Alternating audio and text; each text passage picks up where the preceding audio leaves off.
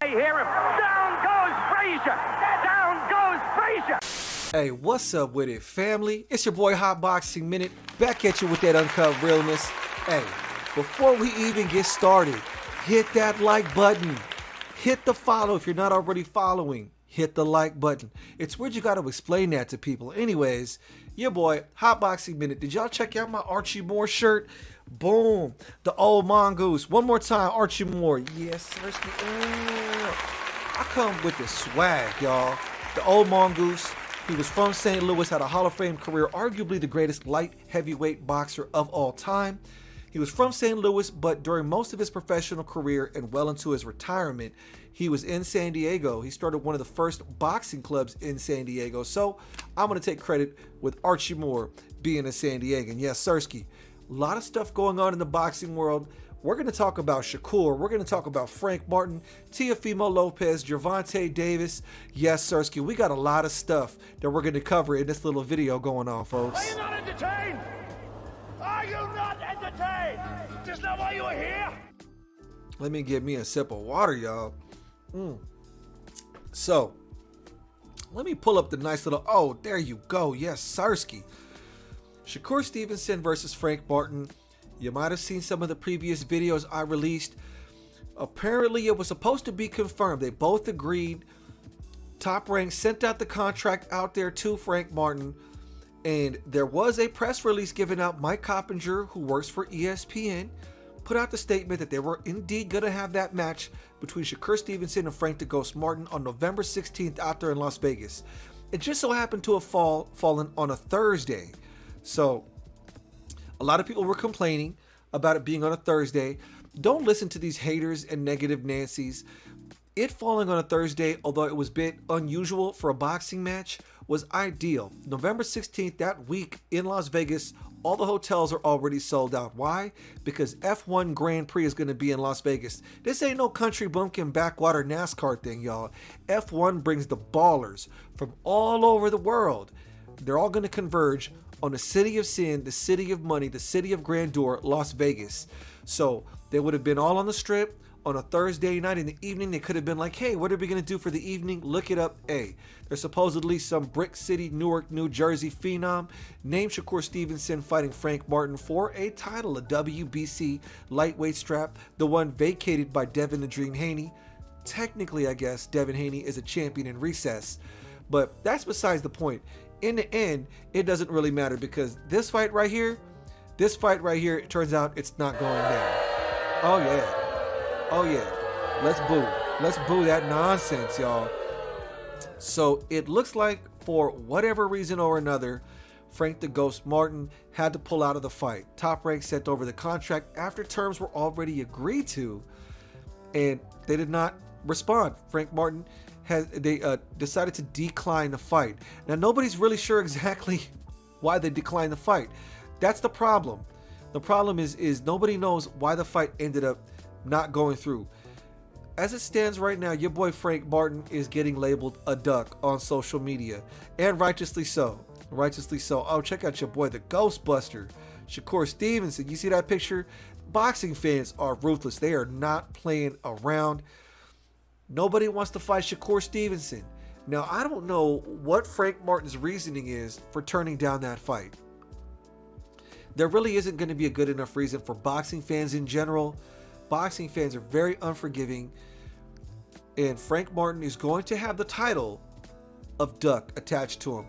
Y'all, I use that term sparingly. I hate using the term duck, hate using the term cherry pick, because those are cliche terms. They're very divisive in the boxing world. I don't like using those words, but it really does visually, as far as a public relations standpoint, it looks like Frank Martin was on some duck stuff. I don't like that shit. For sure, bro.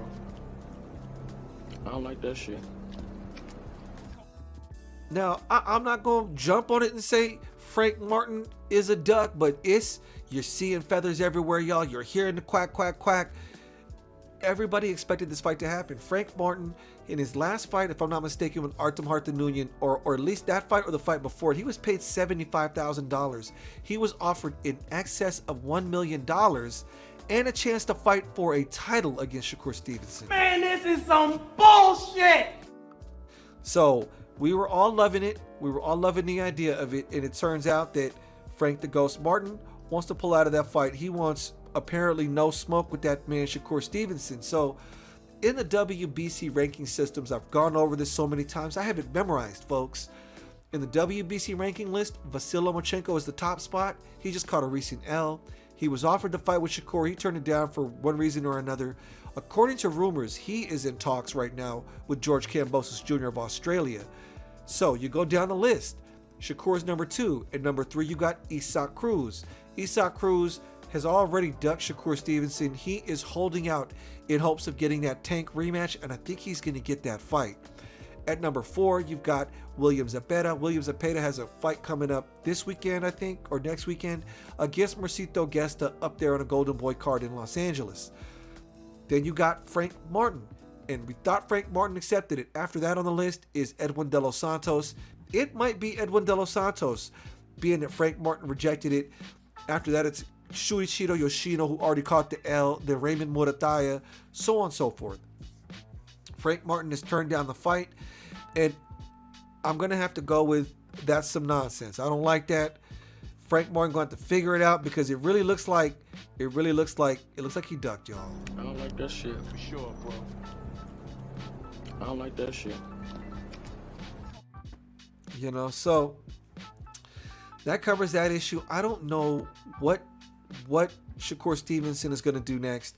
Let me show you what Frank Martin has recently responded with on his Twitter, X. I'm still not accustomed to calling it X, y'all. It just sounds weird. Frank Martin's X posts, his own X. So let me blow this up so y'all can see it. So these are the responses Frank said. He said, this internet be worst. Well, hold on. This internet-ish be the worst. MFers talking like they sent a contract or something. I'm confused. I'll lace up with any of you MFers at 135. That was on August. Well, here we are. 5 hours ago, he said, I ain't duck ish. He said, I ain't duck nothing. Well. Are you sure you didn't duck anything? Because I'm about to pull up what Shakur Stevenson had to say in response to that. If Shakur obviously has been ruthlessly on it. Look at your boy. Teofimo Lopez even responded. He said, I don't understand it. I guess we are the last breeds of champions. What a heartache to those who love boxing. And I agree. It is definitely a heartache. You see Shakur here. He got the ducks to the announcement by Mike Coppinger. You got the Frank Martin video saying he ain't ducking nobody. Because Frank Martin was in this interview and he said every top dog got to be an underdog once. And clearly he was not very fanciful about the idea of being an underdog. For some reason, his people talked him out of it. I don't know what the reasoning is behind that. There are people that are saying maybe Derek James and the management team at Man Down didn't want to risk any more hit towards the public perception of the brand. That doesn't make any sense because apparently Errol Spence already activated the rematch clause against Terrence Bud Crawford. Y'all, I'm not agreeing with that fight at all going down. Terrence Crawford is going to beat that man Errol Spence ridiculously, worse than the first time if he steps in the ring with him again. If there's no problem with Errol Spence stepping in the ring with Terrence Crawford, why would it matter with Frank the Ghost Martin? None of it really adds up, folks. So none of it does add up. Edwin De Los Santos expressed that he was down to do it. Shakur even responded saying, hey, I'm going to holler at you, Edwin De Los Santos. I reached out to my guy, Jermaine Ortiz. I texted him. Jermaine said he's down to fight him. But Jermaine has a fight coming up next weekend, so Jermaine Ortiz has to get through that ordeal. If Edwin De Los Santos, for some reason or another, doesn't pick up the slack left by Frank Martin, it comes up to Jermaine Ortiz next. Sorry, I didn't mention him earlier in the listing. I totally forgot. I did an interview with Jermaine Ortiz. He's a friend of the Hot Boxing Minute platform. You can scroll back on his YouTube channel and check out the full-length interview I did with Jermaine Ortiz, along with my guy Leo, my friend out there in the UK. This was right about the time when Jermaine Ortiz was about to go into his fight with Jamel Herring. So that's how long I've been down with the Jermaine Ortiz movement. Water. All right. So the next issue on the docket. Oh, yeah. Let's go. Teofimo Lopez. Come on now. I just want to celebrate. Yes, Sirski.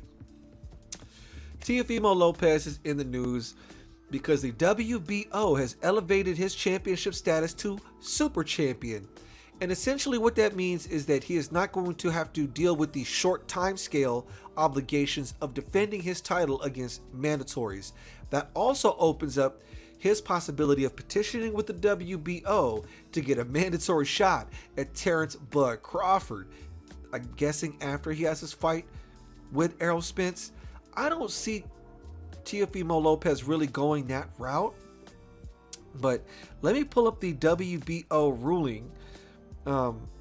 Let me see here if I can pull it up. I'm going to share with you the screen from the WBO website on why it was they decided to allow Teofimo Lopez. I even blew it up, so hopefully y'all will get a good look at what I'm looking at here. I will make myself very small here. I think you guys can see it well enough. Let me see if I can zoom this in just a smidgen. Ooh, that didn't really help much. Does that help? Why does it make it smaller? Hold on, go back. Bam. Okay, so on August 21st, 2023, Mr. Carl Moretti, on behalf of Top Rank, formally petitioned the WBO to Teofimo Lopez be granted WBO Super Champion status. The justification for this is because he recently defeated the former undisputed and lineal Jr Welterweight Champion Josh Taylor at Madison Square Garden. And their performance was so amazing, they're talking about nominating him for Performance of the Year. He's also defeated Vasyl Lomachenko. So he has arguably taken on the toughest competition of anybody roughly in the 135 to 140 range. And I don't think that's debatable. He beat 2 pound-for-pound greats, knocked out Richard Comey. Whether or not people want to like it or not, or admit it, Teofimo Lopez does arguably have the most stacked resume of anyone in the 140-pound division. Give it up to him. Whether you like it or not, you got to give credit to that man, Teofimo Lopez, for what he's accomplished in the short time he's been in the sport. That Teofimo that beat Josh Taylor, I would even go so far as to say that the way he fought Josh Taylor, if that Teofimo shows up against anyone at 140, he's liable to win. Even if Shakur were to go to 140, that Teofimo Lopez, that footwork, the athleticism, the explosiveness is a problem for everybody. The question is, how focused is his mindset? We don't know. Either way, he has been elevated to WBO Super Champion status, and I think that might have been a move by the WBO to take into consideration Teofimo's offbeat remarks and comments. He's clearly going through some personal stuff. We know Teofimo is going through a kind of a messy divorce with his baby's mom. So I think they're trying to give him as much time as possible so that they get the best version of Teofimo when he does decide to step back in the ring to fight again.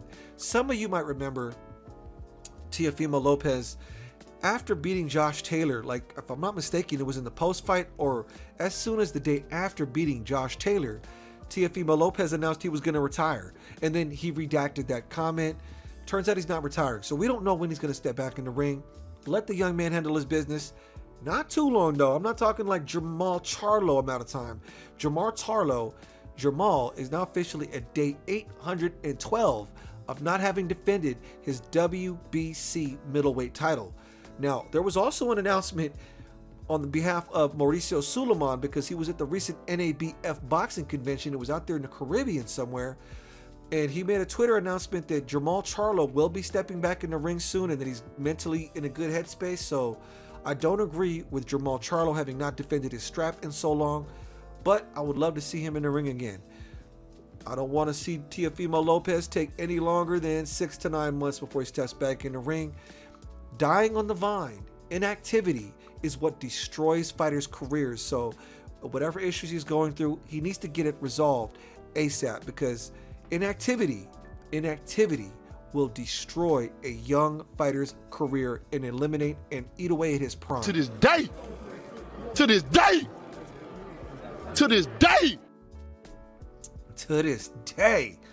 you don't want him waiting out there in the wings. All right, the last order of business I wanted to address, the face of boxing, or the face of boxing 1B. Canelo Alvarez is obviously the face of boxing. The next guy in line, apparently, Gervonta Tank Davis. There was no real big news breaks going on with Gervonta Tank Davis. It's just your boy, Hot Boxing Minute, doing his conspiracy theory stuff. And Here's what I think, y'all. I think Gervonta Davis at some point soon is going to be elevated to WBA Super Champion. Yes, folks, he will no longer be the Reggie Belt. Now, I'm pulling up the boxing rankings right now to show you why it is I believe that to be. So, as of right now, Gervonta Davis is a one-division champion. He is sold to casuals who don't understand the sport as a three-division champion. Technically, the only legitimate world title that he won was in 2017 against Jose Pedraza when he knocked out Jose Pedraza and won the IBF Super Featherweight title. That was it, y'all. The Reggie Belts, I don't count Reggie Belts. I hope as discerning boxing fans, y'all are not foolish enough to buy into the idea of Reggie Belt standard. It's a great placeholder. It puts you in great position to fight for straps, but that ain't it, y'all. That ain't it. So let me show you what I'm looking at here.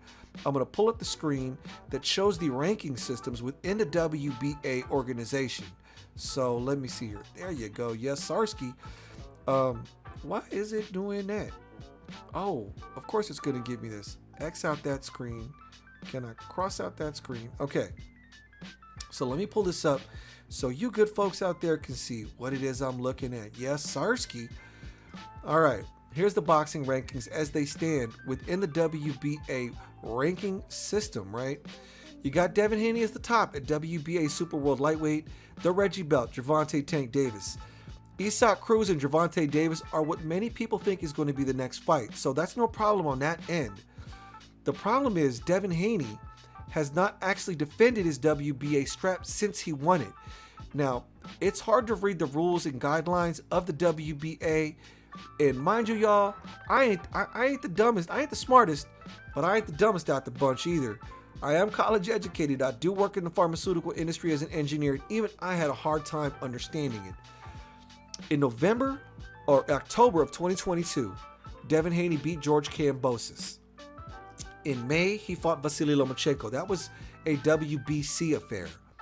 When he goes into that fight with Regis Prograis in November, at 140 pounds, that will have been 13 months since he won his straps. He has not fought any mandated WBA order because you have to go through each sanctioning body. You got to appease their mandatories. Sometimes it falls in line. Sometimes the mandatories match with multiple sanctioning bodies. According to the WBA, you must defend your straps against a WBA ranked opponent within 6 months or 9 months of winning your straps, something to that effect. Anyways, it will have been 13 months if he goes all the way till November, which he is going to. So I'm under the impression they are going to make him drop that WBA strap. If he wins Devin Haney against Regis Prograis, you can pretty much bet your bottom dollar he's going to have to drop all the straps at 135 pounds. Devin Haney is holding on to those belts because he's hoping Tank calls him up for the Tank lottery. I don't believe Tank is going to fight Shakur Stevenson or Devin Haney anytime soon. Not while there's guys like Isaac Cruz or Sean O'Malley of the UFC hovering around. Tank is in it for the money. I ain't knocking it. The boxing game is shady. If you can get paid off this boxing game, it is Tank Davis. It is the polarizing existence that is the star in boxing. That is Tank Davis. So, yeah, I believe Tank Davis is going to get elevated to Super WBA champion. He will finally, folks, be a 2-division boxing champion. Maybe someday he'll get a legit title in a third and be a 3-division boxing champion. Maybe he beats Isaac Cruz, gets that nice little warm-up, tune-up payday, because I expect him to beat Isaac Cruz. Maybe he doesn't. You never know in boxing. After that, maybe he'll decide he wants to chase legacy. Maybe then he'll call up Shakur Stevenson or Devin Haney.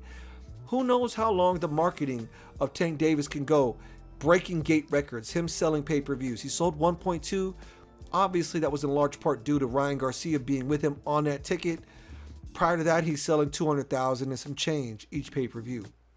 We'll know in his next fight just how big his star is in boxing. But I do believe Gervonta Tank Davis will become a WBA Super Champion in a few months, in short order. Anyways, boxing community, hit that like button. What do you think about the situation with Frank Martin and Shakur Stevenson? What do you think about Teofimo being elevated to Super Champion? What do you think about the possibility of Gervonta Tank Davis being elevated to super champion? I want those thoughts in the comment section. Leave a comment, hit that like button, hit follow if you are not already doing so. Y'all already know who this is. If you don't, it's your boy Hot Boxing Minute in the Archie Moore Old Mongoose shirt. The future of boxing analysis on YouTube and TikTok. Peace.